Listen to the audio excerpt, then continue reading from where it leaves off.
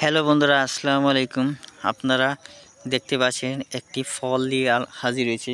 তো বন্ধুরা, এই ফলটি কিন্তু কাঁচা একটি ফল।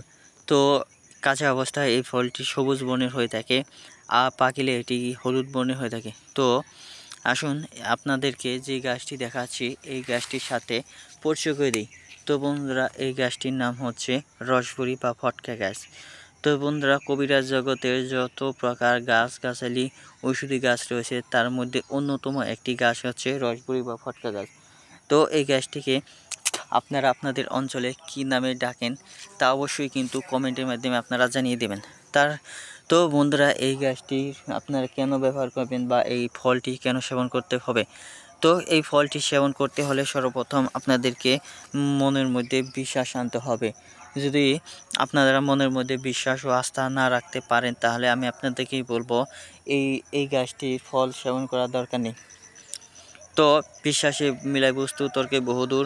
তো যদি বিশ্বাস না করেন তাহলে এই রসবড়ি বা ফটকা গাছ সম্পর্কে আপনারা কি করতে পারেন, আপনাদের যে সমস্ত আশেপাশের অভিজ্ঞ কবিরাজ রয়েছে তাদের পরামর্শ নিতে পারেন, বা আপনাদের এলাকার যে সমস্ত হাকিম হুজুরগণ রয়েছে তাদের পরামর্শ অনুযায়ী নেবেন, তারপর ব্যবহার করার জন্য বিশেষ অনুরোধ করা হলো।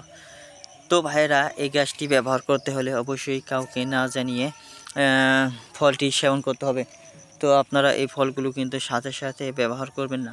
সাথে সাথে ব্যবহার করলে কোনো উপকার পাবেন না। আপনারা একটা যথাযথ একটা নিয়ম অনুসরণ করুন। নিয়মটি হচ্ছে আপনাদের বলছি, আপনারা মনোযোগ সহকারে শুনুন।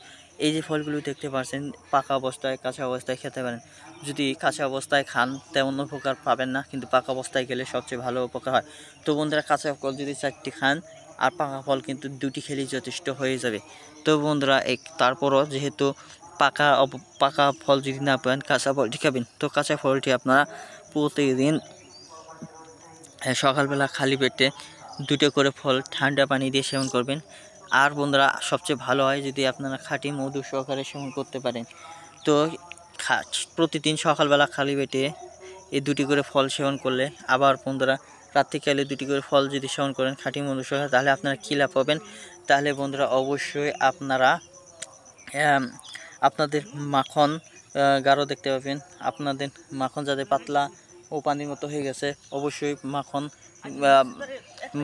মাখন খুবই তাড়াতাড়ি গাঢ় হবে। ধন্যবাদ আপনাদেরকে।